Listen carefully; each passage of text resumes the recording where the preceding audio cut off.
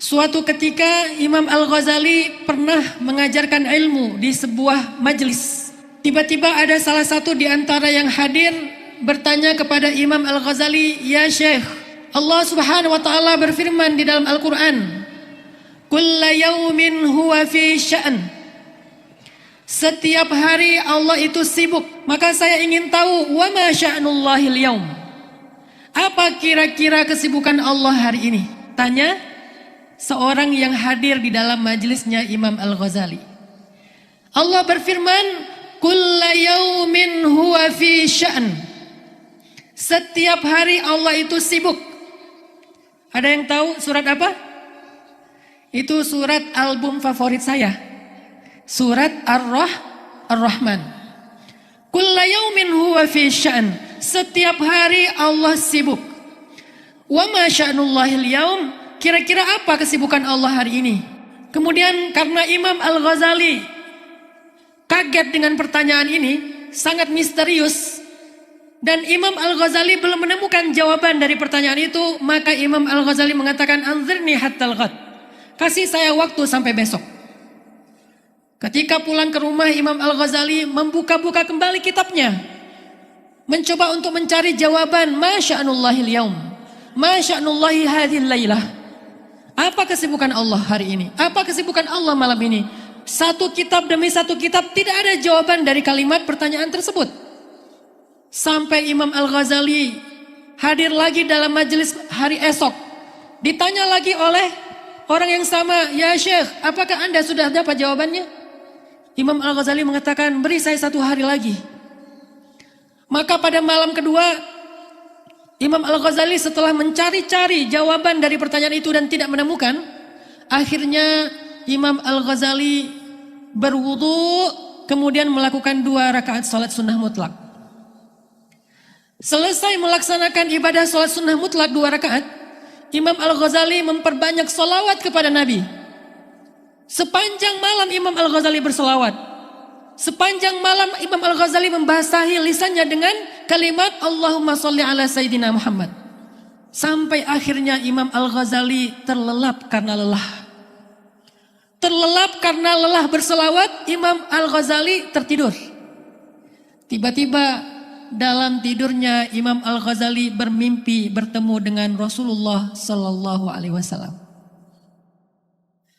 Kemudian Rasulullah bertanya kepada Imam Al-Ghazali, "Apa yang ditanyakan orang itu kepadamu?"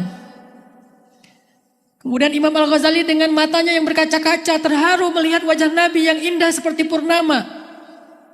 Imam Al-Ghazali mengatakan, "Ya Rasulullah, dia bertanya kepada saya sesuatu yang saya tidak tahu jawabannya. Dia bertanya tentang ma sya'nullahil yaum, sebagaimana firman Allah, kulla yaumin huwa fi sya'n." Kemudian di dalam mimpi itu Rasulullah SAW memberi jawaban kepada Imam Al-Ghazali. Jika dia besok bertanya lagi, katakan kepadanya, kesibukan Allah setiap hari adalah memberi petunjuk kepada hambanya, memberi rezeki kepada hambanya, mengangkat derajat satu kaum dan merendahkan kaum yang lain, dan menegakkan keadilannya dalam sunnatullah. Tidak lama kemudian Imam Al-Ghazali sadar dari mimpinya. Kemudian Imam Al-Ghazali langsung sujud syukur karena mendapatkan jawaban langsung dari Rasulullah sallallahu alaihi wasallam. Ketika Imam Al-Ghazali datang ke masjid di waktu subuh, seperti biasa Imam Al-Ghazali mengajarkan ilmu ba'da subuh dalam majelis beliau. Tiba-tiba Imam Al-Ghazali dengan sangat pede. Apa pede? Percaya diri. Mencari siapa orang yang kemarin bertanya pertanyaan yang sulit kepada beliau. Sekarang saya sudah ada jawaban. Aina sa'il? Mana orang yang bertanya kemarin? Orang itu mengangkat tangannya. Ana ya Syekh, saya. Coba ulang pertanyaan kamu. Kemudian orang itu mengulang pertanyaannya. Imam Al-Ghazali dengan tenang menjawab persis seperti yang diajarkan Rasulullah SAW di dalam mimpi beliau. Setelah Imam Al-Ghazali memberikan jawaban, maka orang itu kemudian mengatakan, "Ya Syekh, banyak-banyaklah berselawat kepada orang yang telah mengajarkan jawaban itu kepada Anda lewat mimpi." Padahal Imam Al-Ghazali tidak memberitahu bahwa beliau dapat jawaban itu dari mimpi bertemu dengan Rasul. Tapi yang penanya itu mengatakan, ya Syekh, banyak-banyaklah berselawat kepada orang yang telah mengajarkan ilmu itu kepada Anda di dalam mimpi. Kemudian Imam Al-Ghazali menangis dan mengatakan, betapa banyak orang yang diam tetapi ahli hikmah. Betapa banyak orang yang tidak dikenal, tidak bergelar, tetapi dia seorang yang alim, faqih. Dan bisa jadi kemudian kata Imam Al-Ghazali, yang berbicara tidak lebih tahu daripada yang mendengar. Saya teringat ada satu culture, satu budaya, kebiasaan di Al-Azhar yang luar biasa. Setiap kali mau ujian, kita ada di meja ujian kita masing-masing. Biasanya kalau ujian itu mahasiswa lebih banyak dari biasanya. Hari-hari biasa mahasiswa hanya 1/10 saja dari jumlah yang ada yang hadir di kampus. Sisanya ada yang masih istirahat, ada yang pulang ke Indonesia, ada yang usaha bisnis. Tapi kalau ujian sampai ke halaman-halaman kampus itu penuh dengan mahasiswa. Begitu ya Ustadz ya? Masya Allah ketika di Mesir luar biasa kalau lagi ujian ramai. Dan biasanya ada satu kebiasaan dari ulama ataupun profesor dan dosen-dosen Al-Azhar. Beliau datang ke satu ruangan dan ruangan-ruangan yang ada di sana. Satu persatu didatangi. Sebelum kita menjawab ujian, beliau memberi kita semacam nasihat. Abnai, kata beliau, wahai anak-anak kami. Mereka memanggil kami anak-anaknya. Abnai, aulad, wahai anak-anak. Bukalah lembaran ujian kalian dengan basmalah. Karena segala sesuatu yang diawali dengan nama Allah, maka akan diberikan keberkahan. Arti berkah adalah ziyadatul khair, bertambahnya kebaikan. Dan saya ingat satu nasihat lagi yang sangat penting, apa kata beliau? Kalau kalian lupa dengan jawaban dari pertanyaan, maka temukanlah jawaban itu di dalam solawat. Temukanlah jawaban itu di dalam salawat. Maka bersalawatlah kepada Nabi. Dan ilmu itu saya pakai sampai hari ini.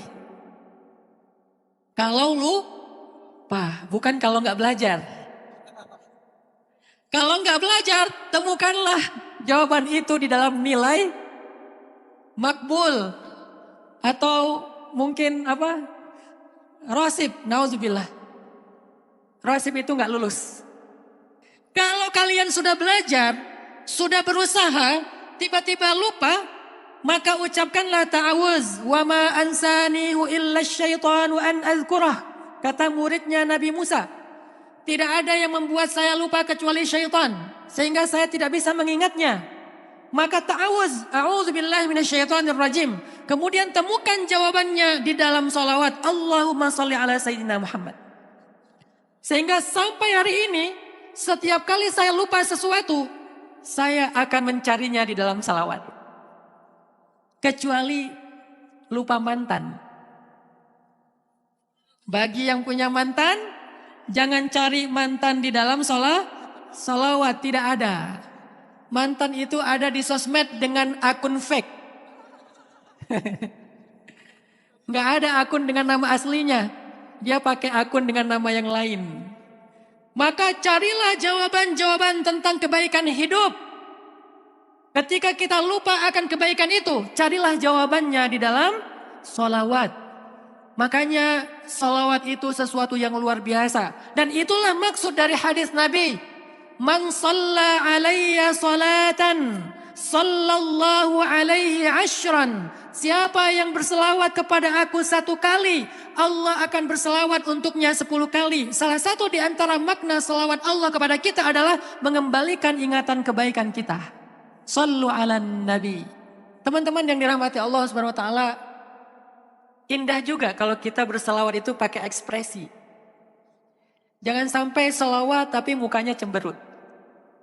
Padahal Nabi itu orang yang paling murah senyum. Bahkan Nabi mengatakan la tahqiranna minal ma'rufi syai'ah. Jangan meremehin kebaikan walaupun sekedar antalqa wajha akhak biwajhin taliq. Antalqa akhaka biwajhin taliq. Walaupun cuma tersenyum ke wajah saudara. Bagaimana ekspresi selawat? Saya punya ekspresi sendiri ketika mendengar nama Nabi disebutkan. Saya biasanya meletakkan tangan saya di di jantung. Hanya ada dua hal yang membuat saya mengekspresikannya dengan meletakkan tangan di jantung. Satu adalah ketika mendengar nama Nabi disebutkan, maka saya berselawat sambil meletakkan tangan di jantung. Dan yang kedua ketika menyanyikan lagu Indonesia Raya.